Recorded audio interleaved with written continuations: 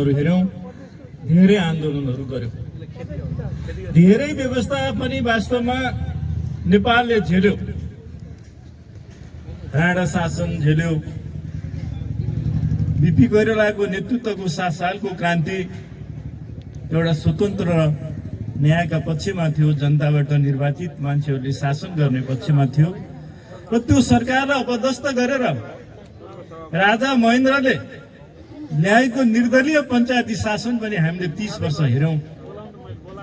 त्यस पछाडि फेरि 46 सालको आन्दोलन आयो र त्यस पछाडि फेरि हामीले चाहिँ बहुदलीय व्यवस्थाको फेरि एउटा यात्रामा हामी सुरु गयौँ र नेपालमा कम्युनिस्टहरूले झापामा खास गरिकन 28 सालमा भुटन चौधरी र उसको 6 महिनाको बच्चालाई घाँटी रेटेर यो देशमा कम्युनिस्ट साम्राज्यको स्थापना गर्ने संकल्प पनि गरे र त्यो संकल्प लामो समय थातिर।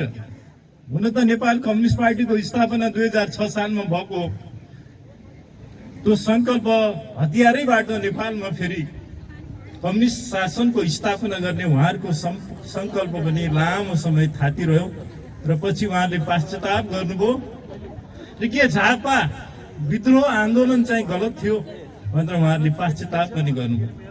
46 मा हामीले सरकार निर्माण गर्यौं, फेरि माओवादीहरू बन्दुक बोकेर आउनुभयो।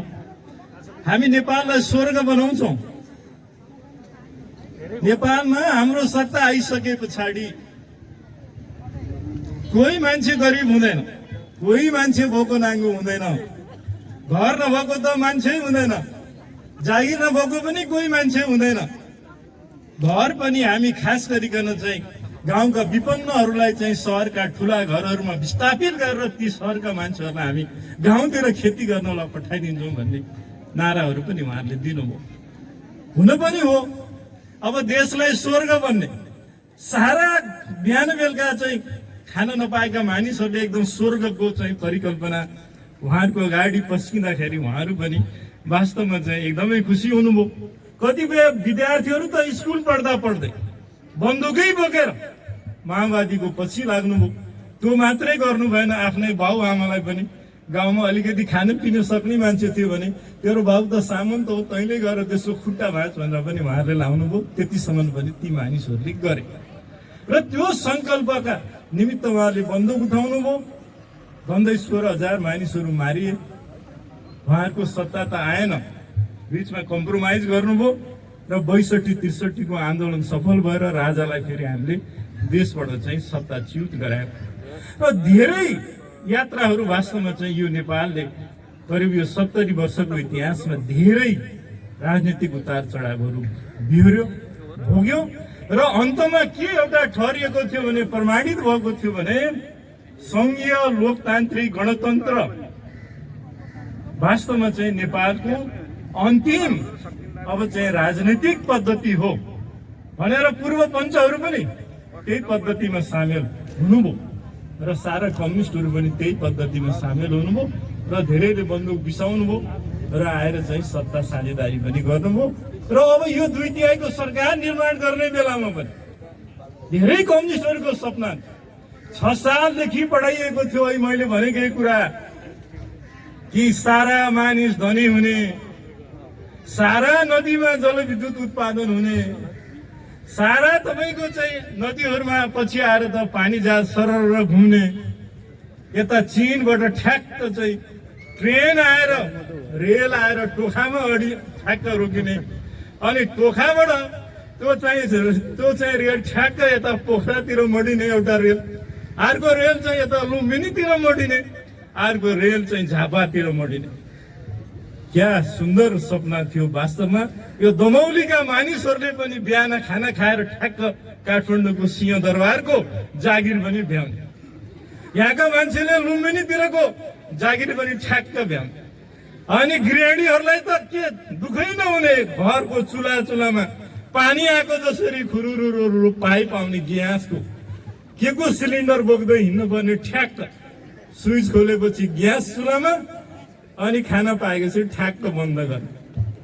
मलाई पनि राम्रै लाग्यो, विदेशमा कोही जान नपर्ने। कहाँ त्यो अर्काको गुलाम हुने गोर्खा सैनिकको नाममा यसलाई यो भर्ती केन्द्र पनि बन्द गरिदिने। त्यो सिङ्गापुर पनि कहाँ त्यो भर्ती केन्द्र राख्ने, अर्काको कहाँ काम गर्न जाने, नेपालमै रोजगारी दिने। यो काङ्ग्रेसहरू फटा थिए, यिनले त विदेशमा मान्छे पठाए, नेपालमा रोजगार दिन सकेनन्। अरबतिर, यता युरोपतिर, अस्ट्रेलियातिर, अमेरिकातिर पढ्न लेख्नका लागि, रोजगारीका लागि यहाँको चाहिँ साधन स्रोत प्रयोग गरेर चाहिँ आफ्नो आर्थिक उपार्जन गर्नका निमित्त चाहिँ पठाए। यिनीहरू त फटा हुन्। हामी त सारा नेपालीलाई नेपालमै ल्याएर रोजगार दिन्छौँ भनेर उहाँहरूले भन्नुभयो। अब मलाई पनि लाग्यो वास्तवमा, हुन त हाम्रो घोषणापत्र उहाँहरूको भन्दा पहिल्यै निक्ल्या थियो। हाम्रो घोषणापत्र पनि यताबाट रेल आएको, यताबाट रेल आएको, हामीले पनि राखेको थियौँ। पानी जहाज चाहिँ हामीले चाहिँ खासै राखेका थिएनौँ, किन भन्दा पानीको बारेमा हामीलाई अध्ययनै गर्न बाँकी थियो। अब हाम्रो नदीमा जहाज आउँछ कि आउँदैन, अब हाम्रो नदीमा जहाज ल्याउँदाखेरि कुन पोर्टबाट, फेरि भारतको कुन पोर्टबाट आउने हो, त्यहाँ हाम्रो कुराकानी पनि भएको थिएन। त्यो जहाज ल्याउनका लागि कति पैसा चाहिन्छ भन्ने हामीले इस्टिमेट पनि गरेका थिएनौँ। अब इस्टिमेट नगरेको कुरामा नराख्ने भनेर हामी त्यतातिर लागेनौँ। र कम्युनिस्टको मित्रहरूले सपना देखाउनु भयो, सपना देखाउनु पाइन्छ। मेरै श्रीमती पनि बडा लोभिएको थिइन् काठमाडौँ। अब त कहाँ ग्यास बोकिराख्ने, घरमै ग्यास आउने भएपछि ठ्याक्क चाहिँ चुलोमा ग्यास भएपछि भनेर उनी पनि खुसी मान्दै थिइन्। म चाहिँ मुसु मुसु हाँसिरहेको थिएँ। किन भन्दा त्यो ग्यास ल्याउनको लागि त तपाईँको ठाउँ चाहियो नि त। काठमाडौँमा पानी ल्याउनलाई त मेलन्चीबाट पानी ल्याउने मूल त त्यहाँ थियो त। तर हाम्रो काठमाडौँमा ग्यास ल्याउने चाहिँ त्यो ग्यासको भण्डार चाहिँ कहाँ थियो भन्ने कुरा चाहिँ थाहा थिएन। त्यो मलाई मात्र होइन, ती कामरेडहरूलाई पनि थाहा थियो। तर योजना बनाइदिनु भयो। अब यता पानी जहाज ल्याउँदा कति पैसा लाग्छ भन्ने नि उहाँहरूलाई थाहै थिएन। चाइनाबाट रेल आउँदाखेरि कति पैसा लाग्छ भन्ने पनि थाहै थिएन। इन्डियातिरबाट आउँदा पनि कति लाग्छ भन्ने पनि थाहा थिएन। र थाहा नभइसकेपछि यस्ता राम्रा योजना पनि के भयो भने बेकामे योजनामा साबित भए। मलाई अहिले मन लाग्यो, मलाई चन्द्रमामा घर बनाउँछु भनेर मैले एउटा कल्पना गरेँ। अहिले म चन्द्रमामा घर बनाउँछु भनेर एउटा नेपालीको घर गोविन्द भट्टराईको चन्द्रमामा भए त राम्रै हुन्थ्यो होला। तपाईँहरूलाई पनि मैले कहीँ बोलाएर चिया खाउँ भनेर भन्थ्यो होला। तर त्यो क्षमता मसँग छ कि छैन? चन्द्रमामा जानुभन्दा अगाडि रकेट बनाउनु पर्ला। अब त्यो रकेट मात्रै बनाएर भएन, त्यहाँ जानको लागि अरू 6 महिनाको तालिम लिनु पर्ला। चन्द्रमामा कसरी हिँड्ने, त्यहाँको गुरुत्वाकर्षणसँग चाहिँ मेल खानका लागि कति केजीको चाहिँ भारी बोक्ने, अनि त्यहाँ कसरी चाहिँ त्यो जहाजमा यानमा बस्ने, यो सबै कुराको तपाईँसँग ज्ञान नभएसम्म, त्यो क्षमता नभएसम्म त्यहाँ पुग्न सकिन्न।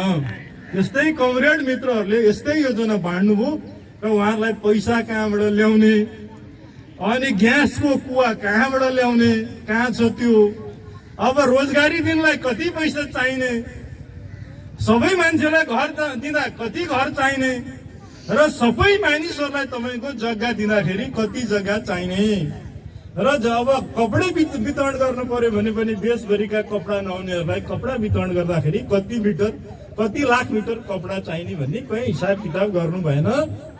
अनि भनिदिनु भयो सारा चिज हुन्छ भनेपछि अब जब 2 तिहाईको सरकार बन्यो, सबको आकांक्षा थियो हाम्रो त सरकार बन्यो। 6 सालदेखि हामीले यो पढेको कृषि क्रान्ति पनि त्यही, मल पनि त्यहीँबाट आउँछ, हाम्रो सामान पनि त्यही खरिद गरिदिन्छ, कहीँ जानु पर्दैन। गाई बस्तु मर्यो भने पनि इन्सुरेन्स हुन्छ, खडेरी पर्यो भने पनि बिमा सरकारले गर्दै हुन्छ। यी सारा योजनाहरू जो उहाँले बाँड्नु भएको थियो त्यो वास्तवमा देशको सामर्थ्यभित्र थिएन, र त्यो सामर्थ्यभित्र नभएका योजना बाँडेको कारणले नै गर्दाखेरि चाहिँ आज ओली सरकार चाहिँ यो धरापमा परेको भन्ने मलाई लाग्छ। अब फेरि कमरेडहरूको फेरि सत्तामा गइसकेपछि त ओलीजी प्रधानमन्त्री हुनुभयो, त बाँकी कमरेडहरूले ओलीजीलाई त घोषणापत्र त पढाउनु पर्थ्यो नि बाबा। हामीले रेल ल्याउने भनेको के भयो, हामीले पानी जहाज ल्याउने भनेको के भयो, हामीले तपाईँको चाहिँ के अरे सबलाई रोजगारी दिने भनेको के भयो, बिचमा तपाईँको यो फेरि चाहिँ कोभिड आयो, सारा मान्छेलाई स्वास्थ्य सुविधा दिने भनेको के भयो, सारा मान्छेलाई शिक्षित बनाउने, कलेज पठाउने, युनिभर्सिटी पठाउने भनेको के भयो भनेर उहाँले त्यतातिर जानु भएन। उहाँहरूको पनि ध्यान केमा रह्यो भने कसरी यो ओलीलाई प्रधानमन्त्रीको कुर्सीबाट धकालेर अनि आफ्नो गुटको मान्छे बसाउने, अनि कसरी तपाईँको चाहिँ यो पार्टी सभापतिको कुर्सीबाट पनि यो चाहिँ के अरे ओलीजीलाई घोक्राएर चाहिँ प्रचण्डजीलाई बसाउने, अथवा मिल्यो भने यो विद्या भण्डारीलाई पनि राष्ट्रपतिको कुर्सीबाट घोक्राएर चाहिँ हाम्रो झलनाथजीलाई कसरी बसाल्ने भन्ने धन्दामा मात्रै उहाँहरू लाग्नु। नत्र भने देशभरि तपाईँको यत्रो मान्छेले उपचार पाइरहेको छैन, यत्रो गरिबी छ, यत्रो श्रमिकको सरकार भनिन्छ नि त। बाबा हामी त श्रमजीवीका मान्छेहरू, हाम्रो नेता लेनिनले त यहाँको मात्रै श्रमिक हो र संसारकै श्रमिकहरू एकजुट हौँ भनेपछि त हाम्रो यो सरकार श्रमिकको सरकार भन्नुहुन्छ उहाँहरू। म यसो हेर्छु एउटा पनि श्रमिक छैन। यसो हिसाब किताब गरे भने मभन्दा सब धनी मान्छेहरू मात्रै सत्ता हुन्छ। सर्वहाराको सत्ताको अनुहार त्यस्तो, श्रमिकको सत्ताको अनुहार त्यस्तो, अनि नेताहरू पनि यो सबै कुरामा चाहिँ ल यो कोभिडको बिरामीलाई उपचार गरिदेऊ, विदेशमा अलपत्र परेका मान्छेलाई ल्याइदेऊ भनेर उहाँले कहीँ ध्यान दिनु भएन। उहाँहरूले ध्यान कहाँ दिनुभयो भने चाइनामा भएको मान्छेहरूलाई चाँडे रेस्क्यु गर भन्नुभयो। मलाई पनि लाग्यो अब यिनीहरूले रेस्क्यु गर्न सुरु गरे। चाइनाबाट सुरु भएपछि अरबतिर हाम्रो विदेशमा अल्पत्र परेका मान्छेहरूलाई पनि उहाँले ल्याउनु होला भन्ने लाग्यो। र चाइनामा जति मानिसहरू कोभिडको प्रभावमा परेर चाहिँ नेपाल फर्किए उहाँहरूलाई निशुल्क ल्याउनु भयो। उहाँ क्वारेन्टाइनमा पनि 14 दिन निशुल्कै सरकारीमा खानामा उहाँले राख्नुभयो। अनि अरबमा जो मान्छे बसिरहेछ, एकदमै काम गरेको छ, उसैको रेमिटेन्सले हाम्रो देश धानिएको छ। 28-29% कन्ट्रिब्युसन छ हाम्रो अर्थतन्त्रमा। कृषि पछाडिको सबैभन्दा धेरै त्यो चाहिँ तपाईँको चाहिँ हिस्सा चाहिँ त्यहाँको चाहिँ मानिसहरूको छ, विदेशी रेमिटेन्सको छ। त्यहाँका मान्छेहरू विपन्न छन्। हिजो राम्रो शिक्षा पाएनन्। काङ्ग्रेसले जे भए पनि पठाइदियो, किन भन्दा काङ्ग्रेसलाई थाहा थियो मान्छेको उमेरलाई स्टोर गरेर राख्न सकिन्न नि त। तरकारी राखेर जस्तो आलुलाई 1 वर्षसम्म चाहिँ स्टोरेज गरेर अर्को वर्ष बेचे जस्तो त मान्छे हुँदैन। आज 20 वर्ष भएको मान्छे अरू 20 वर्ष पछाडि 40 वर्षको हुन्छ, बुढो भइसक्छ। त्यसको लागि त उसले त आफ्नो आर्थिक उपार्जन, घर व्यवहार, यताउता बाउ आमा छोराछोरी हेर्नु पर्यो। त्यसको लागि लो हामीले स्वदेशमा सकेनौँ, विदेशमा भए पनि जाने एउटा व्यवस्था गरिदिउँ भनेर हामीहरूले गर्यौँ। तर त्यो मान्छेलाई नेपाल ल्याउने उहाँहरूको कुनै चिन्ता रहेन। धेरै प्रयत्न पछाडि हाम्रो मान्छेहरूले पार्लियामेन्टमा कुरा उठाउनु भयो, पार्टी सभापतिजीले कुरा उठाउनु भयो। हामीहरूले पनि, म पनि जनसम्पर्कको समन्वयको चाहिँ संयोजक भएपछि मैले पनि प्रधानमन्त्रीलाई चिठी लेखेँ, ए बाबा विदेशमा बस्ने पनि नेपाली हुन्, तिनलाई ल्याउनु त ल्याऊ भनेर धेरै कोसिस गरेपछि उहाँहरूले के गर्नुभयो भने एकदमै चार्टर फ्लाइट, सेड्युल्ड फ्लाइट चाहिँ दिनदिनै हुने जहाज चाहिँ बन्द गरेर चार्टर फ्लाइट उडाएर, त्यो पनि प्राइभेट सेक्टरको जहाजहरूलाई चाहिँ भाडामा लिएर चाहिँ 3 दोबार ठटाउनु भयो पैसा। अरबमा बस्ने तपाईँहरूको नि भाइ छोराहरू, इष्टमित्रहरू, छिमेकीहरू अरबमा हुनुहुन्छ होला। अरबमा यत्रो श्रमजीवीको सरकार, यस्तो सर्वहाराको सरकारको काम के रह्यो भने अनि अरबमा बसेका मान्छेलाई घर आउँदाखेरि 3 दोबार भाडा। चाइनाबाट आउनलाई निशुल्क। यो किन भयो भनेर खोजेको मैले। चाइनातिर त सबै कम्युनिस्ट पार्टीका माथिल्लो नेताका छोरा छोरी, इष्टमित्र, नातागोता पढ्न गर्न, अब व्यापार गर्न गएका, उनलाई त निशुल्कै ल्याउनु भयो उहाँ। अनि यतातिर चाहिँ 3 दोबर 4 दोबर भाडा ठटाएर त्यो गराउनु भयो। कतिको यहाँ बाउ विद्या थिए, कतिको आमा विद्या थिए, कति आफै बिरामी थिए। ती मान्छेलाई पनि नेपाल ल्याउनका लागि आज पनि समस्या छ। उता चाहिँ बितेको मान्छेको सब ल्याउने समस्या छ। र यस्तो स्थितिको पनि सामना चाहिँ वास्तवमा नेपालले गर्न पर्यो। अरू पनि मुलुकमा संसार छ, त्यहाँका संसारका मान्छेहरूले के गरे त तपाईँ? हाम्रो यहीँ पनि भुटानले आफ्नो नागरिकहरूलाई निशुल्क लिएर गयो। भुटान जस्तो हाम्रो छिमेकीले, भारतले पनि कतिपय एम्बेसी मार्फतै गाडीमा भने पनि मान्छेहरू लिएर गयो। अब अरू युरोप, अमेरिका, अस्ट्रेलिया यिनले त जहाजै पठाएर मान्छेहरू लिएर गए आफ्नो नागरिकहरूलाई चाहिँ सकुशल सित्तैमा घर पुर्याए। तर हाम्रो सर्वहाराको सरकारले चाहिँ सारा मानिसहरूलाई चाहिँ 3 दोबर भाडा ठटाएर, अनि त्यो पनि रेस्क्यु भन्छन् फेरि त्यसलाई। सरकारको मिडियाले के भन्छ भने रेस्क्यु गरेको अरे। रेस्क्यु गरेको हो कि व्यापार गरेको तपाईँ आफै भन्नुहोस्। जहाँ चाहिँ 40,000 चाहिँ तपाईँको भाडा थियो भने अनि 1,20,000 चाहिँ लिनु चाहिँ त्यो रेस्क्यु हो कि व्यापार हो चाहिँ?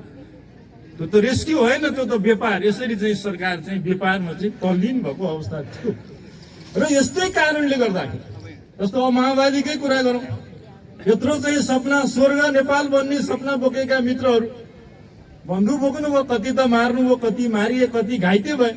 अनि यत्रो दुईटियाको सरकार आएपछि त उपचारसम्म पनि पाइएन भनेर उहाँहरूको पनि रुवावासी छ, कहिलेकाहीँ युट्युबमा देखिन्छ। बेकार गल्ती गरेछ।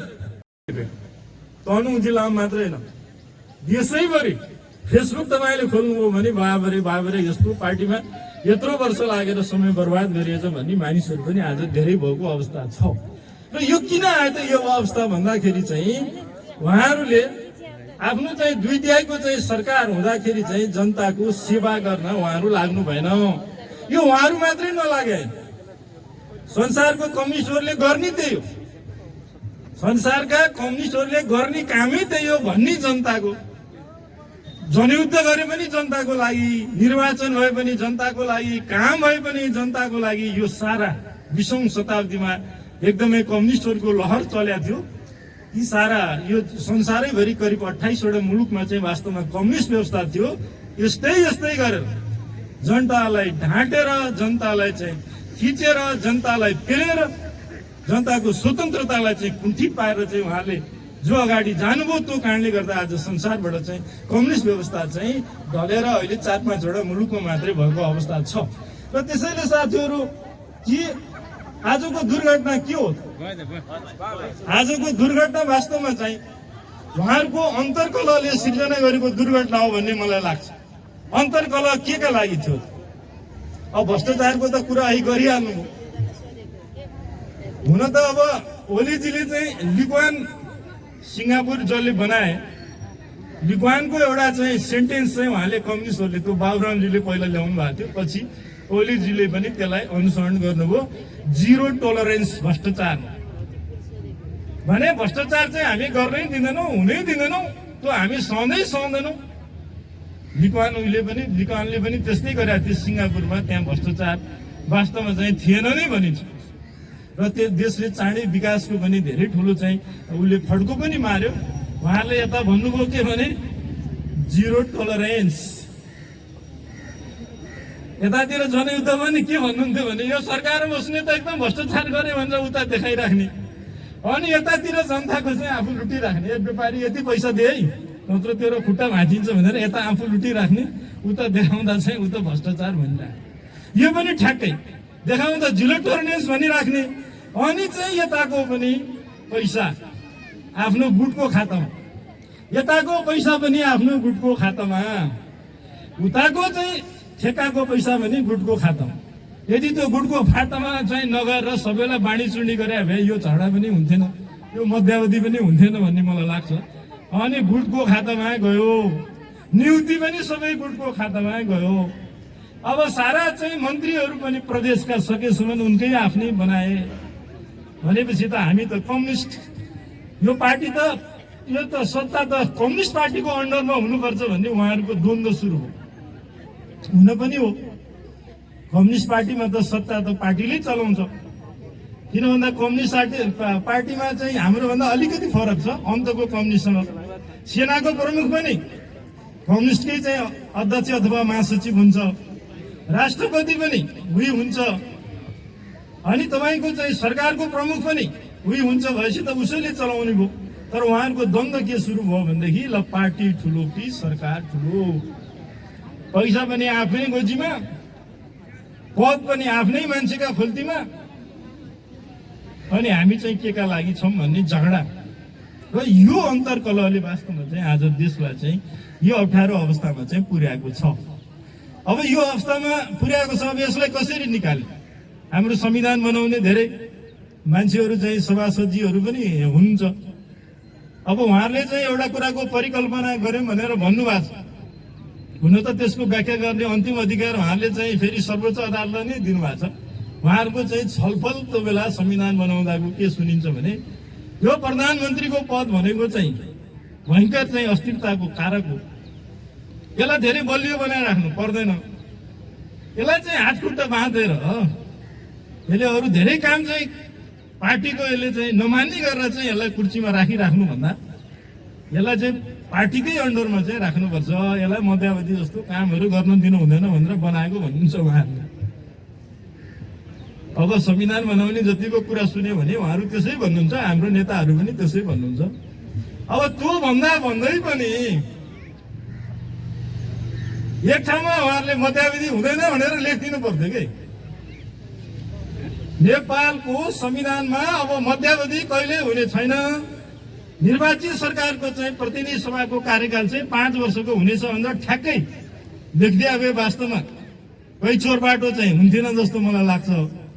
अब लेख्ने बेला उहाँहरूले के लेखिदिनु भएछ भने अब कुनै पार्टीको पनि सरकार बन्ने अवस्था आएन भने एउटा पार्टीको भने त्यो ठिक, राष्ट्रपतिले बोलाएर उसलाई अब शपथ खुवाउने। एकभन्दा बढी पार्टी मिलेर पनि सरकार बनेन भने, एक पार्टीले मिलेन भने दुई वा बढी पार्टी मिलेर बनाउने। त्यो पार्टीहरूले पनि सरकार बनाउन सकेन भने, कसैले पनि बहुमत सिद्ध गर्न सकेन भने सबभन्दा ठुलो पार्टीको दलको नेतालाई बोलाएर चाहिँ राष्ट्रपतिले प्रधानमन्त्री घोषणा गरिदिने र त्यसले 30 दिनभित्र चाहिँ बहुमत चाहिँ सिद्ध गर्नुपर्ने। यदि सिद्ध नगर्यो भने मध्यावधि हुने भन्ने चाहिँ उहाँहरूले एउटा राखिदिनु भयो।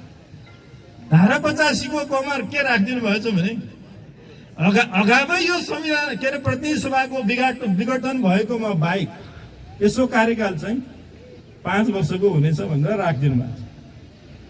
अब यत्रो वर्ष त नेपाली जनतालाई ढाँटेर पढाएर सारा स्वर्गको सपना देखाउने बिचारा यत्र बाठा कम्युनिस्टका साथीहरूले अब त्यस्तो यसो हेर्नुभयो, कहीँ मध्यावधि लेखेको देखेपछि त्यही दफा राखेर हानिदिनु भयो मध्यावधि।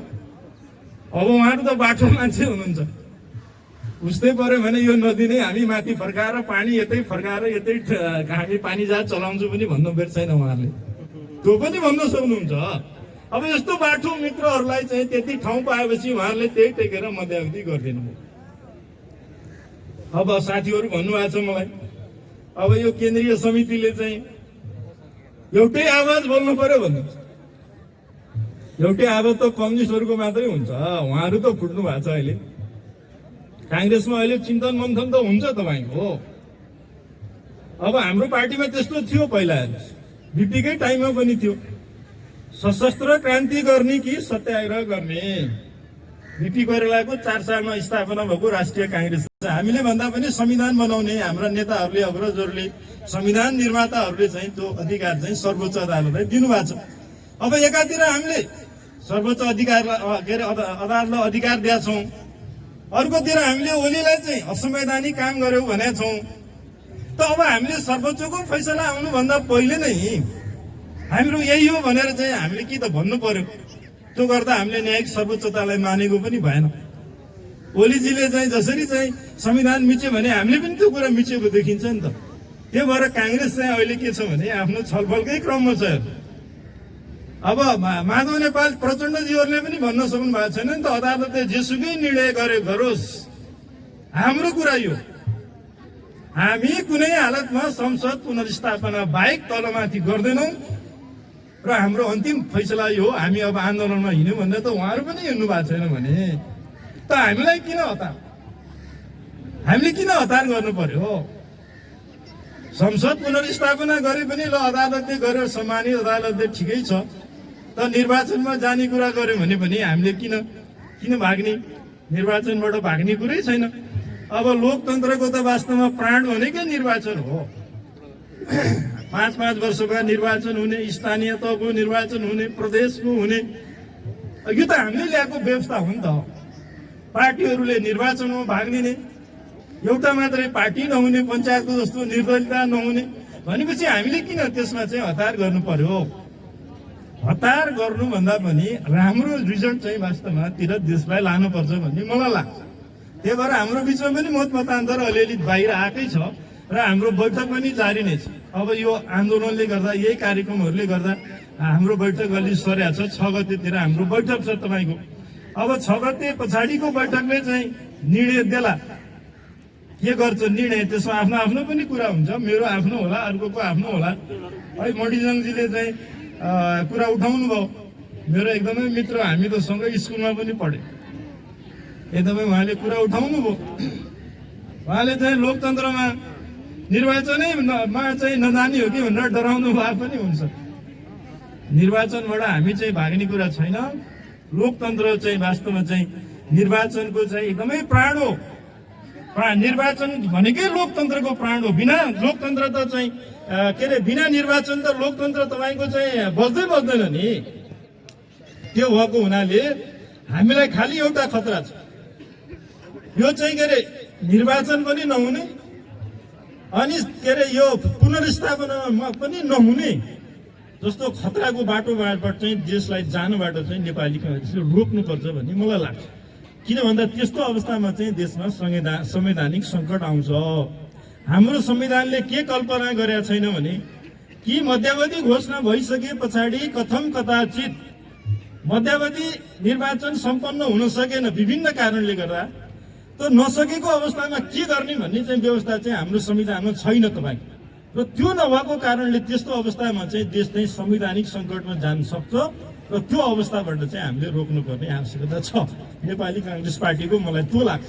र त्यसले गर्दाखेरि हामीले चाहिँ यो उसमा पनि हेर्नु, ज्ञानेन्द्रको टेक ओभरमा पनि पहिलो टेक ओभरमा त कांग्रेसले चाहिँ हेरिरहेकै थियो, राजाले संविधान च्यात्या हो कि होइन, राजाले चाहिँ के अरे सबै अधिकार लिएको हो कि होइन, राजाले देउबाजीलाई मात्रै बर्खास्त गरे हो कि, हुन त निर्वाचित प्रधानमन्त्रीलाई बर्खास्त गर्न हुन्थेन तपाईँको, गरे हो कि भनेर हेरेर त्यसको करिब 6 महिना पछाडि चाहिँ कांग्रेस पार्टी निष्कर्षमा पुग्यो र यो हामीले ल्याएको चाहिँ 47 को संविधान राजा र पञ्च मिलेर सिद्ध्याए। अब चाहिँ यिनको विरुद्धमा हामी लाग्नुपर्छ भनेर रणनीतिक हिसाबले हेर्नु।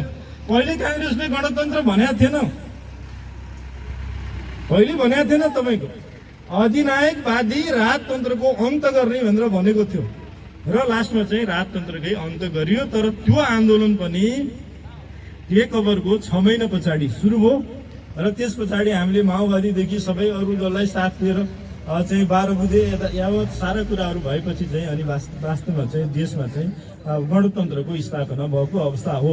र अहिले चाहिँ कांग्रेसले कि प्राइमेरी रूपमा चाहिँ के भनेको छ भने कि अहिले चाहिँ यो संविधान मिच्यो मात्रै भन्यो, यसलाई कसरी सच्याउने, कसरी ट्र्याकमा ल्याउने, मिचिएपछि ट्र्याकमा ल्याउने दुईटै बाटो छन् मैले देखेको।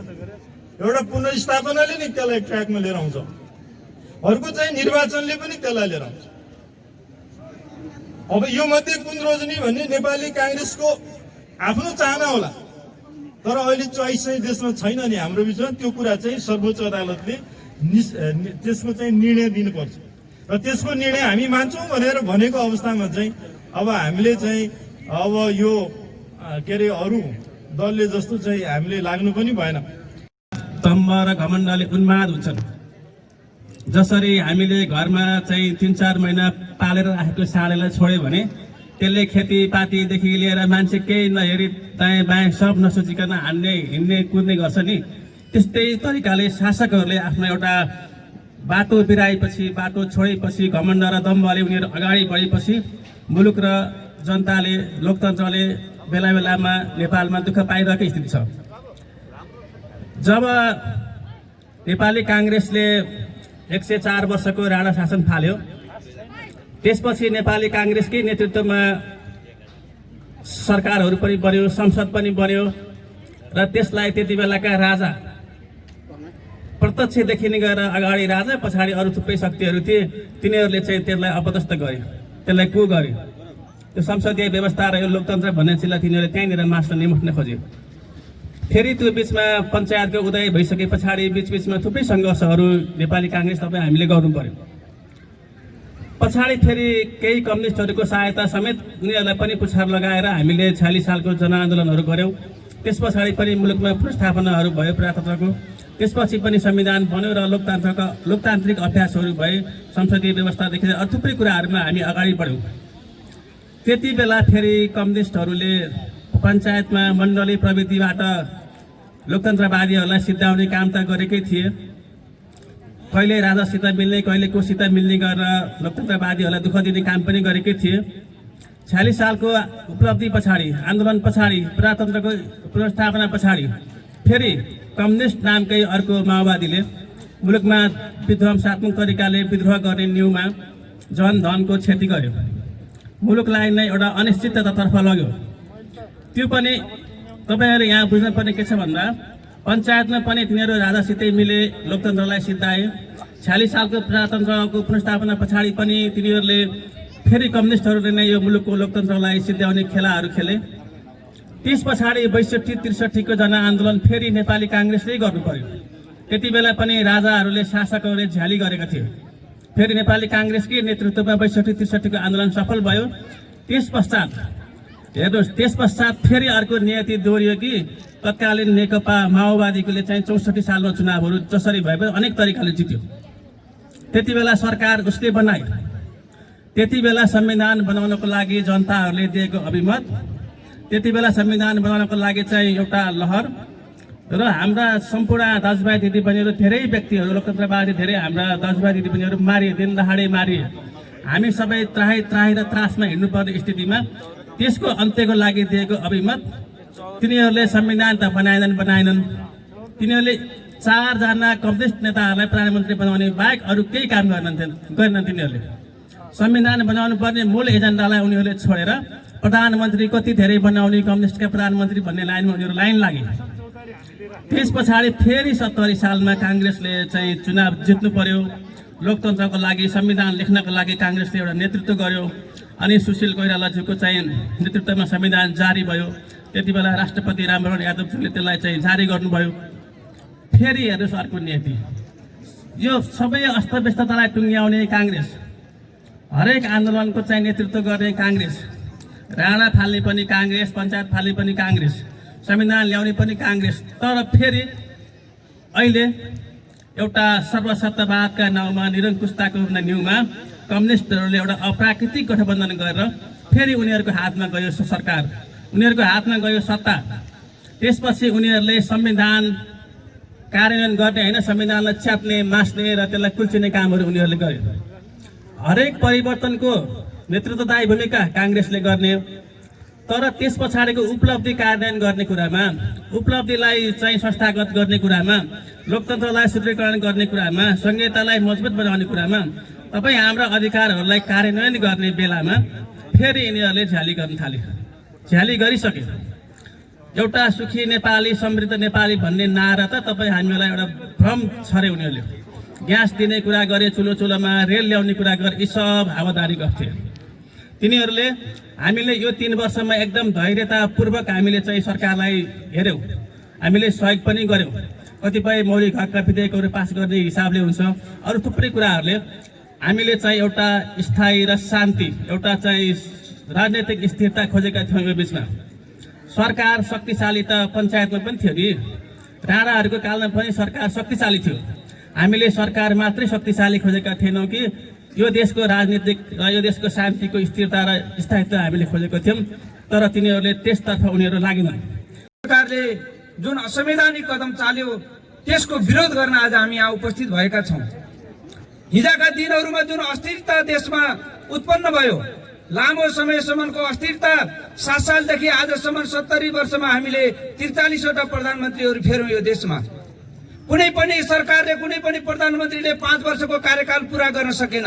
र हिजो हामीले के भन्यौँ नेपाली जनतालाई भने, अथवा नेपाली जनताले के बुझ्यो भने यो अस्थिरता नै देशमा विकास हुन नसक्नुको जड हो। यही कुरालाई टेकेर र नेपाली जनताको विकासका प्रतिको तीव्र इच्छालाई जुन कम्युनिस्ट गठबन्धनले गएको 74 सालको निर्वाचनमा त्यो एजेन्डालाई पक्रिएर नेपाली जनताका सामु स्थिर सरकारको बाचा गर्दै नेपालमा विकास र समुन्नतिको सस्ता नारा बाँडेर जुन बहुमत 2/3 को नजिक पुगेको ओली सरकारले आज 3 वर्ष पार गरिसक्न लाग्दाखेरि कुनै पनि बाचा पूरा गर्न नसक्ने स्थिति देखेपछि त्यो ग्राउन्ड छोडेर भाग्न खोजेको अवस्था हो। अहिले हिजो जनताका अगाडि सस्ता कुराहरू गर्ने, रेल र पानी जहाजका कुराहरू गर्ने, कच्ची बाटो नपाएका जनतालाई रेल र पानी जहाजको सपना देखाइदियो। किनेर ग्यास नपाउने जनतालाई घर घरमै ग्यास जोडिदिन्छु भने अब यस्ता धेरै सस्ता नाराहरू 2 वर्षमा यो देशमा कृषिमा क्रान्ति हुन्छ र आत्मनिर्भर हुन्छ भनेको आज 3 वर्ष पुग्दाखेरि आज 5 महिनामा 34-35 अरबको खाद्यान्न आयात गर्नुपर्ने स्थिति छ। यो सरकारले के चाहिँ काम गर्यो? आज सरकारी हस्पिटलमा गयो भने औषधि छैन, स्वास्थ्य बिमा गर्नेहरूले निशुल्क औषधिहरू पाउँदैनन्। यसरी आफू पाइला पाइलामा असफल भइसकेपछि अनि यो सरकारले यो ग्राउन्ड छोडेर आफूले जनताबाट पाएको जिम्मेवारी 5 वर्षको जुन जिम्मेवारी थियो त्यो जिम्मेवारीलाई छोडेर गैर जिम्मेवार तरिकाले असंवैधानिक तरिकाले आफैलाई नियुक्त गर्ने आफैलाई निर्वाचित गर्ने प्रतिनिधि सभालाई जुन विघटन गर्ने कार्य केपी ओली सरकारले गर्यो यो कुनै पनि अर्थमा संवैधानिक छैन, यो असंवैधानिक छ, यो अनैतिक छ, यो अलोकप्रिय छ, यो निर्णय अराजकता छ भन्ने नेपाली कांग्रेसको ठहर हो। यसै कारण आज नेपाली कांग्रेसले देशैभर यो विरोध कार्यक्रमहरू गरिरहेको छ। हामीले नेपाली कांग्रेसलाई भन्ने गरिन्छ र केही दुविधाका कुराहरू पनि आउँछन् कि नेपाली कांग्रेसको नीति स्पष्ट भएन। कहाँ छ अस्पष्ट? व्यक्तिहरूका केही विचारहरू फरक आउँछन्। त्यो राजनीतिमा विचारमा विविधता हुन्छ तर नीतिमा एकरूपता हुन्छ। त्यो नै हाम्रो मान्यता हो कि नेपाली कांग्रेसले यो सरकारले 5 गते यो असंवैधानिक कदम चालिसकेपछि 6 गते नै केन्द्रीय कार्य समितिको बैठक बसेको छ, निर्णय आएको छ। त्यसपछि 13 गते हामीले 165 वटा निर्वाचन क्षेत्रमा विरोध कार्यक्रम सम्पन्न गरेका छौं भने 25 गते 330 प्रदेश क्षेत्रहरूमा विरोध कार्यक्रम सम्पन्न भइसकेको छ र आज देशभरका 753 निर्वाचन क्षेत्रमा यसै किसिमका विरोध कार्यक्रमहरू देशैभर भइराखेको अवस्था छ भने हामी 8 गते लगभग 6000 भन्दा बढी टोटल जति पनि वडाहरू छन् ती वडाहरूमा हामी विरोधका कार्यक्रमहरू लिएर जान गइराखेका छौं र यो 6743 हो जस्तो लाग्छ मलाई। र यो चाहिँ जुन कदम छ अहिले ओली सरकार अथवा ओलीको खेमा जुन छ वहाँ बाहेक यो असंवैधानिक निर्णयको वकालत गर्ने मान्छे उहाँले कोही पनि पाउनु भएको छैन। त्यसैले 9 महिनादेखि बालुवाटारमा थन्किएर बस्नुभएका प्रधानमन्त्री आज पार्टी प्यालेसहरूमा अनि खुल्ला मञ्चहरूमा भाषण गर्दै हिँड्नु भएको छ, आफ्नो वकालत आफै गर्दै हिँड्नु भएको छ। न कि उहाँको पक्षमा यो संविधान बनाउने त्यतिखेरको सभामुख सुभाष नेमाङ जो हुनुहुन्छ उहाँको पार्टीको उहाँको नजिकको नेता हुनुहुन्छ, उहाँले पनि आजसम्म सार्वजनिक रूपमा यो निर्णय वैधानिक हो भनेर कहीँ पनि भन्न सक्नु भएको छैन। म नेकपाको चाहिँ ओली खेमालाई र ओलीको अहिलेको कदमलाई सपोर्ट गर्ने साथीहरूलाई म अनुरोध गर्न चाहन्छु तपाईले एउटा संविधान पल्टाएर हेर्नुहोस् कि यो संविधानमा हिजोको अस्थिरताबाट अब देशलाई स्थिरता दिनुपर्छ। जुन पार्टीको सरकार बने पनि जो प्रधानमन्त्री बने त्यसले निश्चित समय काम गर्न पाउनुपर्छ भने ध्येयका साथ लामो छलफलपछि तत्कालीन संविधान सभाले संविधान बनाउँदाखेरि धारा 100 पढ्नुहोस् तपाईहरुले कि सरकार गठन भएको पहिलो 2 वर्षसम्म अविश्वासको प्रस्ताव ल्याउन पाउँदैन अनि त्यसपछि पनि एकपल्ट अविश्वासको प्रस्ताव झेलिसकेपछि त्यो प्रधानमन्त्रीको विरुद्धमा अर्को 1 वर्षसम्म अविश्वासको प्रस्ताव ल्याउन पाइँदैन भनेर स्पष्ट रूपमा धारा 100 को उपधारा 4 मा लेखिएको छ। त्यसको मकसद के हो त्यति पनि नबुझ्ने। त्यसको मकसद भनेको देशमा स्थिरता हो। देशले 2-3 वर्षमा निर्वाचन थ्याक्न सक्दैन। हाम्रो देश यसै पनि अविकसित छ। एकपल्ट निर्वाचन गर्दाखेरि 20-25-30 अरब रुपियाँ खर्च हुन्छ। त्यसले यहाँ विकृति विसङ्गति र भ्रष्टाचारलाई अझ मल्दर पुर्याउँछ भन्ने ध्येयका साथ स्थिरताको लागि संविधानमा त्यो व्यवस्था गरिएको हो। धन्यवाद दिन चाहन्छु। आदरणीय उपस्थित महानुभावहरू, आजको यस विरोध सभामा खास गरी हाम्रो यो मञ्च व्यवस्थापनको लागि लोकतान्त्रिक खेमाका व्यवसायीहरू राजकुमार श्रेष्ठ लगायत उहाँको टिमलाई र खानेपानी उपलब्ध गराइदिनु भएकोमा म हाम्रा जनप्रतिनिधि लालबहादुर थापालाई हार्दिक धन्यवाद दिन चाहन्छु। आदरणीय उपस्थित महानुभावहरू, मुलुक यति बेला वर्तमान सरकारको असंवैधानिक कदमका विरुद्धमा आन्दोलित छ। यो आन्दोलनमा नेपाली कांग्रेसले समेत आफ्नो तर्फबाट सहभागिता जनाउँदै आएको छ। मलाई विश्वास छ नेपाली कांग्रेसले अगाडि सारेको यो आन्दोलनले सार्थकता अवश्य पनि पाउनेछ। आदरणीय उपस्थित महानुभावहरू, एउटा भनाइ छ, लातो के भूत बातों से नहीं मानते। अहिले ओली सरकार हाम्रो शान्तिपूर्ण रूपमा गरेको आन्दोलनबाट मानिरहेको छैन। सत्ता छोड्नको लागि अब यसलाई कुन ढङ्गबाट अपदस्थ गर्नुपर्छ अथवा हटाउनुपर्छ, हामी नेपाली काङ्ग्रेस तयारी अवस्थामा रहिरहेका छौँ। उपस्थित आदरणीय जनसमुदायहरू, जब मुलुकमा तानाशाहको उदय हुन्छ, उसले आफ्नो करतुत छोप्नका लागि दुनियाँलाई भ्रम सिर्जना गर्छ। तपाईहरूलाई जानकारी भएको विषय हो, राजा ज्ञानेन्द्रले जब शासन सत्ता आफ्नो हातमा लिए, उनले विदेशी पत्रकार गुहारेर टाइम्स पत्रिकाका पत्रकारलाई बोलाएर अन्तर्वार्ता दिए। अहिले त्यसै गरी प्रधानमन्त्री केपी शर्मा ओलीले भारतीय न्युज च्यानल जी न्युजका प्रधान सम्पादकलाई बोलाएर अन्तर्वार्ता दिए, त्यो पनि बालुवाटारमा रेड कार्पेट ओछ्याएर। तर दुर्भाग्य, तिनै पत्रकार जसले नेपालको सगरमाथा, विश्वको सर्वोच्च शिखर सगरमाथाको विषयमा धावा बोले, अन्ततः चौतर्फी रूपमा विरोध भएपछि उनले माफी भने मागेका छन्। हामी यो आन्दोलनको घडीमा के भन्न चाहन्छौँ भने हामी रोक्नेवाला छैनौँ। जबसम्म यो होलीको प्रतिगमन रोकिँदैन, उनी घुँडा टेक्दैनन्, तबसम्म हामी निरन्तर रूपमा अघि बढ्दैछौँ। उनीहरूले नेकपा एकीकरण हुँदै गर्दा भनेका थिए, हामी एउटा जहाज दुईवटा पाइलटले हाँक्नेछौँ, सुरक्षित अवतरण गर्नेछौँ। तर दुर्भाग्य, आज दुईटा पाइलटहरू मात्र नभई जहाज क्षतिग्रस्त भएको छ। यो जुन क्षतिग्रस्त जहाजले यो मुलुकलाई हाँक्नको लागि उडान भर्न सक्दैन, तसर्थ अबको यो मुलुक हाँक्ने दायित्व भनेको नेपाली काङ्ग्रेसलाई नै हो। तसर्थ अब सर्वोच्च अदालतको निर्णयबाट संसद पुनर्स्थापना भएपछि होस् या आम चुनावबाट, जसरी पनि अबको नेतृत्व काङ्ग्रेसले गर्नेछ र नेपाली जनतालाई समृद्धितर्फ अगाडि बढाउनेछ भन्ने मैले विश्वास लिएको छु। आजको यस कार्यक्रममा उपस्थित हुनुहुने सम्पूर्ण महानुभावहरूलाई हार्दिक धन्यवाद दिँदै बिदा हुन्छु। हस्त, धन्यवाद। जय नेपाल। धन्यवाद रमरजी।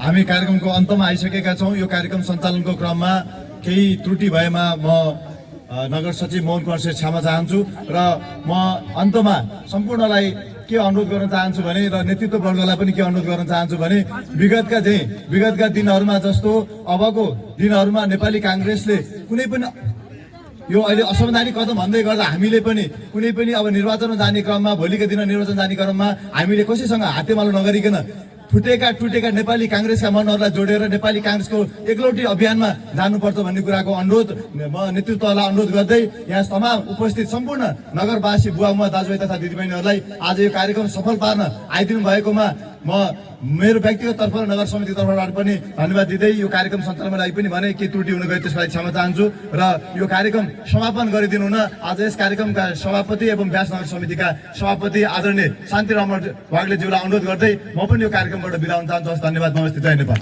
हाम्रा आदरणीय नेता र प्रमुख अतिथिज्यूले धेरै कुरा प्रश्न पारिदिनु भयो। म थोरै यहाँहरूलाई जोड्न चाहे कि मुलुक अहिले राजनैतिक रूपबाट तरल अवस्थामा रहेको छ। भोलि राजनैतिक रूपबाट यो मुलुकले दिशा पाउने हो कि होइन हामीलाई थाहा छैन।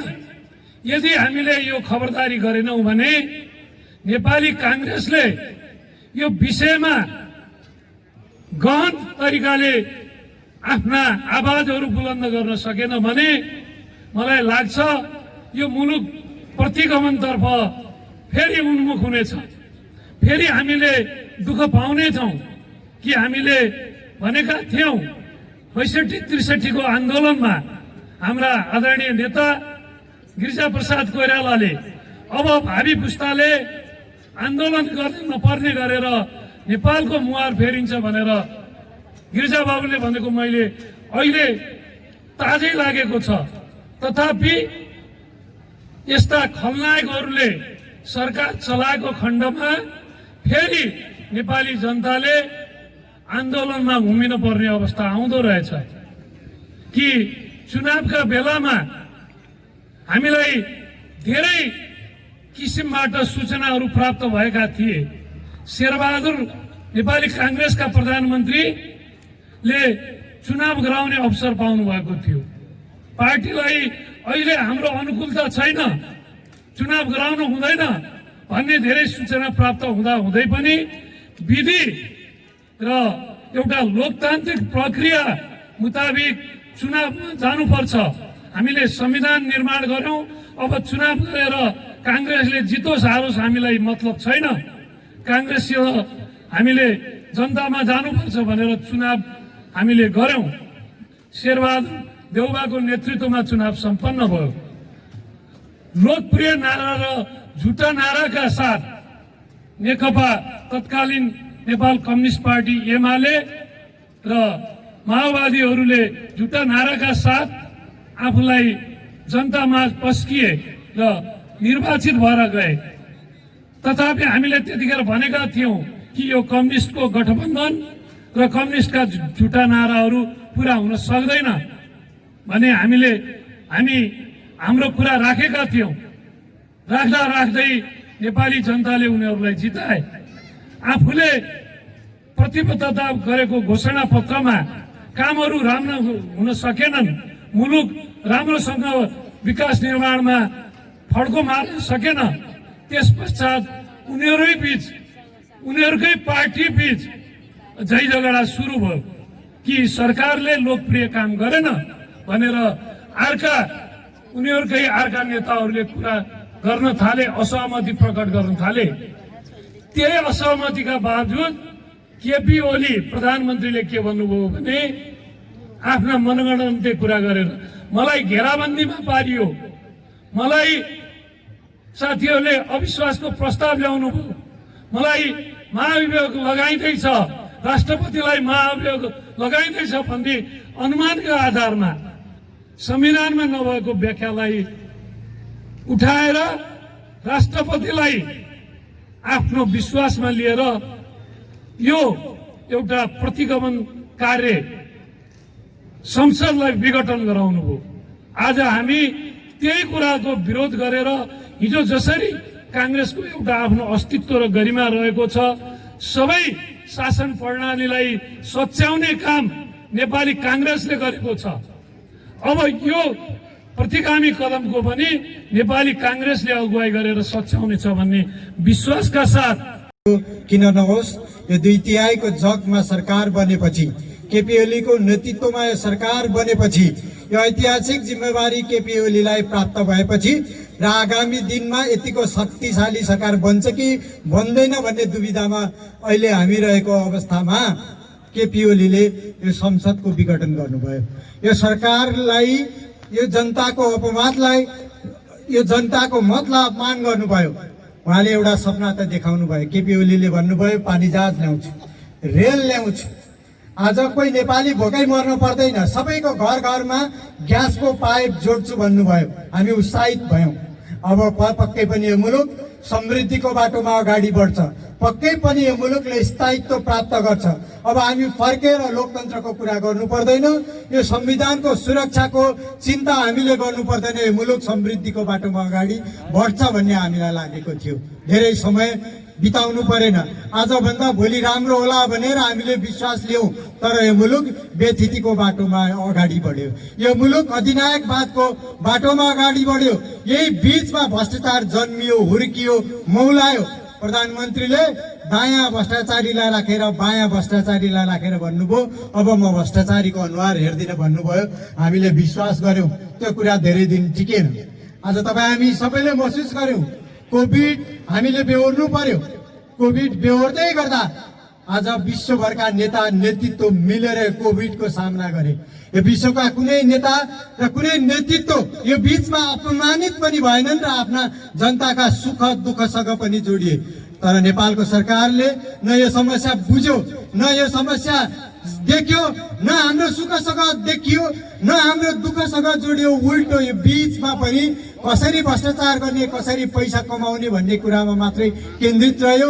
यो दुर्भाग्यपूर्ण समय हामीले व्यतीत गर्यौं। हामी सङ्कटमा थियौं र कम्युनिस्ट पार्टीको सरकार थियो। मजदुरको चुलो निभ्यो, यो सरकारले हेरेन। गरिबको चुलो निभ्यो, यो सरकारले त्यो पनि हेरेन। आज औषधि नपाएर नेपाली मर्न पर्ने स्थिति सिर्जना भयो, त्यसलाई पनि त्यो कुरालाई पनि यो सरकारले छोएन, यो सरकारलाई छोएन। आज एउटा बिरामी एम्बुलेन्समै मर्न पर्ने स्थिति सिर्जना भयो, यस पनि यो सरकारले देखेन। केवल यो सङ्कटमा पनि आफ्नो सत्तालाई पैसासँग साट्यो र कसरी भ्रष्टाचार गर्ने भन्ने कुरामा मात्रै केन्द्रित रह्यो। कसरी औषधि उपचार खरिद गर्दा पैसा कमिसन कमाउन सकिन्छ भन्ने कुरामा मात्रै यो सरकार केन्द्रित रह्यो। आज बालुटारको जग्गा आफ्नो नाममा साट्ने, आज विष्णु पौडेल जस्ताहरूलाई कसरी अर्थमन्त्री बनाउन सकिन्छ भन्ने कुरामा मात्रै यो सरकार केन्द्रित रह्यो। तपाईँ हामीले सबैले महसुस गर्यौँ, आज कतैबाट पनि चित्त बुझाउने ठाउँ यो सरकारले कहीँबाट पनि दिएन। तपाईँ हामीलाई लागेको थियो अब एउटा बाटोमा मुलुक जान्छ भन्ने कुराको विश्वासमा अगाडि बढेका थियौँ, तर कतैबाट पनि सन्तोषजनक बाटोमा यो मुलुक अगाडि बढ्न सकेन भन्ने कुरा हामीलाई लागेको थियो। हामीले भन्यौँ यो सरकार, हामीले भन्यौँ यो देख्यौँ यो सरकार अब कुनै पनि हालतले यो मुलुकको समस्या समाधान गर्न सक्दैन, उल्टो यो मुलुकलाई समस्या पारेर अगाडि बढ्छ। आज यो सरकारको पतन त निश्चित थियो, सँगसँगै यसले लोकतन्त्रलाई पनि घाइते बनाएरै छोड्यो। आज लोकतन्त्र घायल अवस्थामा छ। काङ्ग्रेसको काँधमा महत्त्वपूर्ण जिम्मेवारी छ। आज हामीले हिसाब किताब गरेर बस्ने दिन छैन, राजनीति गणित पनि होइन। आज लोकतन्त्र घायल भएको अवस्थामा कसरी लोकतन्त्रलाई स्थायित्व दिने भन्ने कुरामा हामी केन्द्रित हुनुपर्छ। काङ्ग्रेस दुविधामा पर्नु हुँदैन। आगामी अहिले काङ्ग्रेसको आज स्पष्ट के कुरामा लाग्नुपर्छ भने काङ्ग्रेसले संसदको पुनर्स्थापना गर्नुपर्छ, यहीबाट लोकतन्त्रले स्थायित्व प्राप्त गर्छ। काङ्ग्रेसले चुनाव पनि फेस गर्ला, चुनाव समयमै हुन्छ, त्यो समयमा हुने चुनावले काङ्ग्रेसले बहुमत पनि प्राप्त गर्छ र त्यसैले मुलुकलाई स्थायित्वतर्फ लाग्छ। स्थायित्व त्यहीबाट काङ्ग्रेसले बहुमत हासिल गरेपछि मात्रै यो मुलुक स्थायित्वतर्फ र यो मुलुक समृद्धिको बाटोमा अगाडि बढ्छ भन्ने कुरा म यहाँ राख्न चाहन्छु। हामीले राष्ट्रवादी नारा देख्यौँ, बुझ्यौँ, सबै कुरा पनि बुझ्यौँ। आज दुईवटा सङ्कट हामीले देख्यौँ। केपी ओली आज कति एक्टिभ हुनुहुन्छ, बिरामी मान्छे एकाएक बेडबाट उठ्नु भएको छ। अस्ति भारतीय सञ्चारकर्मीलाई इन्टरभ्यू पनि दिनुभयो, उहाँले भारतीय मिडियाकर्मीलाई इन्टरभ्यू दिनुभयो, बालुवाटारमा भतेर पनि खुवाउनु भयो। त्यसले काला पानीमा गएर, काला पत्थरमा गएर सगरमाथामा भारतीय दाबी गर्यो। यो सरकारको राष्ट्रवादी चरित्र पनि स्पष्ट भएको छ। म धेरै लामो समय लिन चाहन्न। जनतालाई निर्वाचनमा 74 को निर्वाचनमा धेरै ढाँटेको थियो। एकल महिला भत्ता 5000, घर घरमा चौक चौकमा रेल, घर घरमा तेल, घरमा ग्यास ल्याइदिन्छु, खाने पानी खानु पाएको छैन पानी जहाज ल्याउँछु, मोटर चढ्न पाएको छैन पानी जहाज ल्याउँछु र त्यसपछि घर घरमा हामीलाई ती सबै कुराहरूको आवश्यकता थियो। ग्यासको पाइप ल्याउन छ, तर हामीले घरमा एउटा राम्रोसित बत्ती बाल्न सकिरहेको थिएन। यसैले झुक्काएर गरेको कुराहरू हामीले यो बोली हाम्रो जनजीवनमा पनि हाम्रो दैनिक व्यवहारमा पनि यो कुराहरू हुन्छ। सत्य डग्दैन, के अरे असत्य तग्दैन भनेको यो साँच्चै नै हो भन्ने कुरा अहिले हामी सामु यो घाम जस्तै छर्लङ्ग भएको छ। त्यसैले हामी यो नेकपाको अथवा ओलीको यो असंवैधानिक कदमलाई चाहिँ खारेज गर्न पर्छ। त्यसैले नेपाली कांग्रेस यो सङ्घर्षमा लागिरहेको छ र यो सङ्घर्ष जबसम्म यो हाम्रो माग पूरा हुँदैन, हाम्रो उद्देश्य पूरा हुँदैन, तबसम्म नेपाली कांग्रेस यसरी निरन्तर रूपमा लागिरहनेछ। ढङ्गबाट जुन एउटा अधिनायकवाद लादिएको छ ओली सरकारले, तो अत्यन्त खेदजनक र निन्दनीय छ। साथीहरू, आजभन्दा 3 वर्ष अगाडि हाम्रो पार्टीका सभापति शेरबहादुर देउपाले चुनाव ताका भन्ने गर्नुहुन्थ्यो। यो कम्युनिस्ट सरकारले जित्यो भने, कम्युनिस्टको भोट धेरै आयो भने यो देशका जनताहरू हाँस्न पनि हामीलाई पाइँदैन, रुन पनि पाइँदैन भनेर उहाँले बारम्बार भन्नुहुन्थ्यो। यो कुनै मनगढन्त त्यसै मनमा जे आयो त्यही अर्थले भनेको होइन। यसमा धेरै विचार छ, यसमा धेरै अनुभव छ।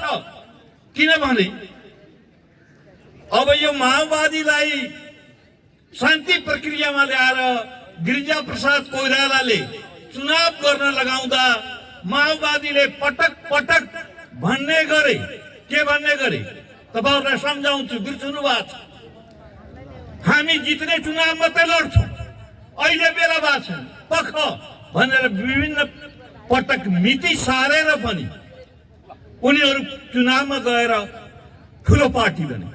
अस्तिको हामीले यो संविधान घोषणा भएपछि शेरबहादुरको सरकारले पनि हामीले प्रदेश र संघ धेरै ठाउँमा हार्ने अवस्था रहँदा रहँदै पनि देश र प्रजातन्त्रको लागि कांग्रेसले चुनाव गरायो।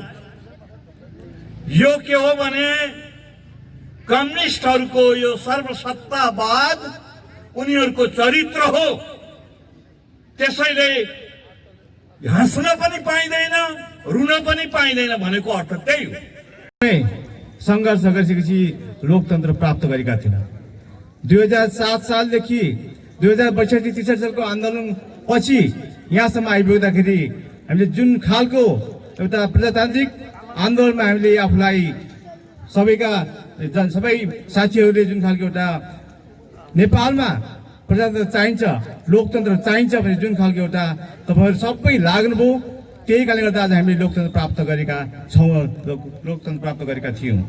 तर विडम्बना भन्नुपर्छ, हामीले 62-63 को आन्दोलन गरिरहँदाखेरि हामीले फेरि पनि यस्तै खालको आन्दोलन गर्न नपरोस्, ताकि हाम्रा भावी सन्ततिले यो लोकतन्त्र हाम्रा बाउ बाजे दाजुभाइले ल्याएर छोडिदिनु भयो, हामीले दुःख गर्न पाएन भन्ने खालको र त्यो सुखभोग भोग्न सकोस् भन्ने हामीले त्यो बेलामा हामीले बोलेका थियौँ, हाम्रा नेताहरूले बोल्नुभएको थियो।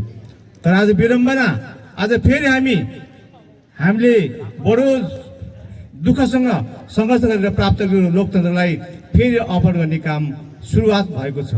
अब हामीले विशेष त नेपाली काङ्ग्रेसका हामी अब चुप लगाएर बस्ने हो भने हामी फेरि पनि योभन्दा अझै कठिन बाटोमा जानुपर्ने अवस्था हुन सक्छ। त्यसकारण हामीले अहिले जुन खालको कम्युनिस्ट सरकारले एउटा गलत अधिनायकवादी चरित्र प्रदर्शन गरेको छ, अब हामी त्यसको विरुद्धमा लाग्न सकेनौँ भने हामीले योभन्दा अझै दुःख पाउने जान्छौँ भन्ने हामीलाई लागेको छ। गरेको यो सरकार, हामीले यो सरकारलाई जसरी हुन्छ अब संसद पुनर्स्थापना गरेर लखेट्न पर्छ भन्ने हामी सबै नेपाली काङ्ग्रेसको मान्यता छ।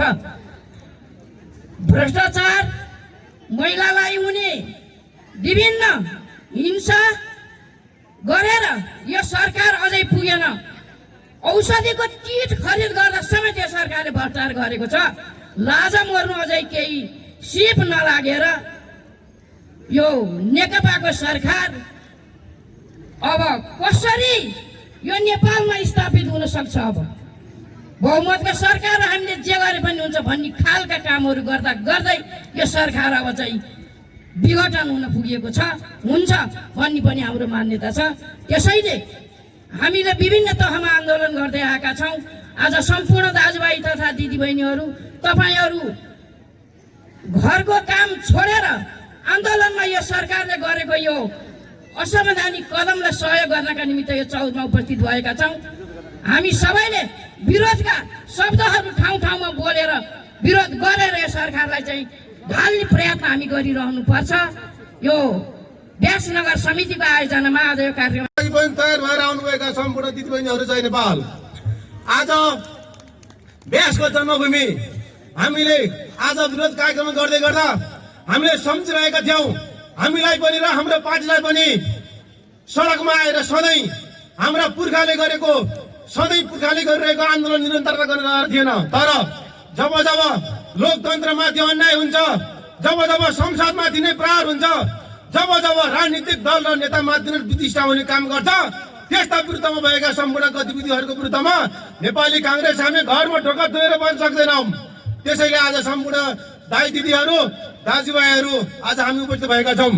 फुस र माको घाममा हामीलाई पनि रहर थिएन आज यहाँ आउनको लागि। तर जब केपी शर्मा ओलीले आफ्नो 5 वर्षको लागि लिएको म्यान्डेट बिर्सिएर जब जनताले दिएको मतलाई पनि बिर्सिएर संसद विघटन गर्नुभयो।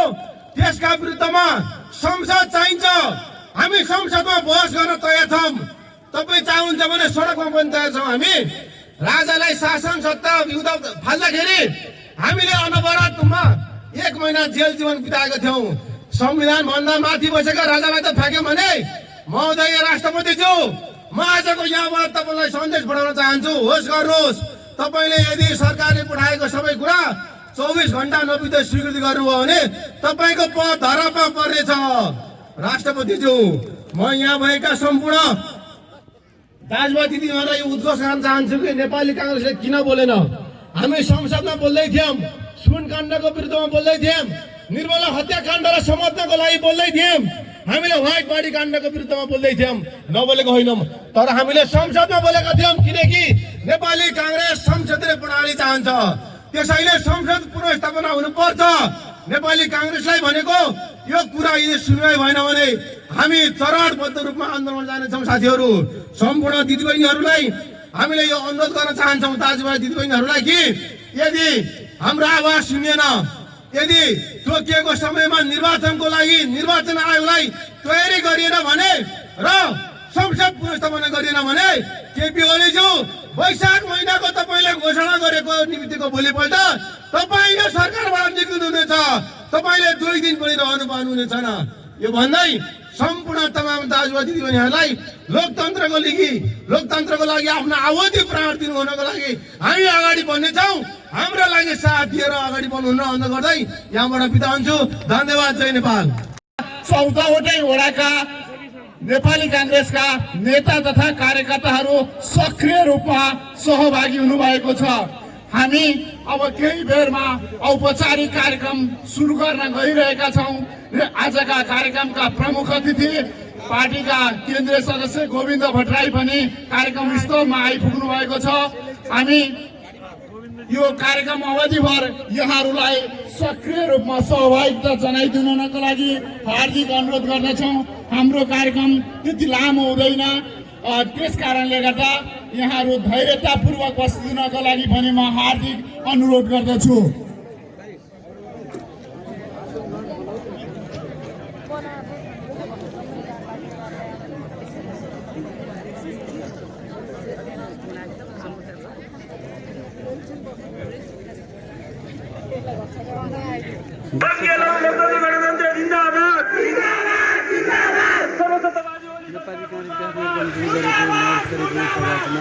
नेपाली काङ्ग्रेसले आज विरोध सभा गरिरहेको छ। सर्वसत्तावाद संसद विघटन भ्रष्टाचारका विरुद्ध सभा गरेको हो। सभा सुरु हुँदैछ।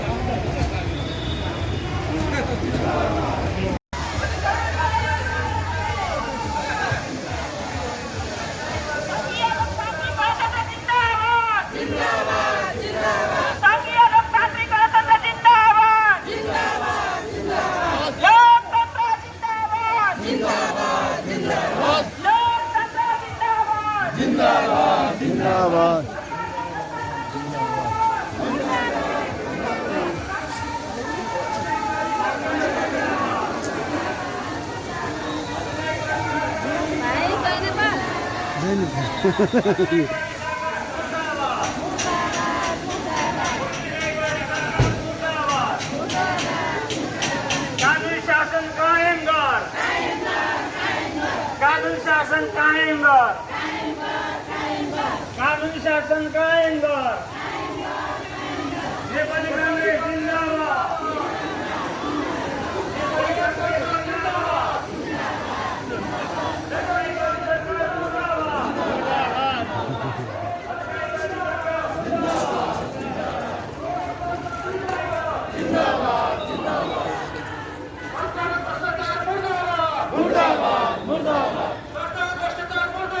मुर्दाबाद।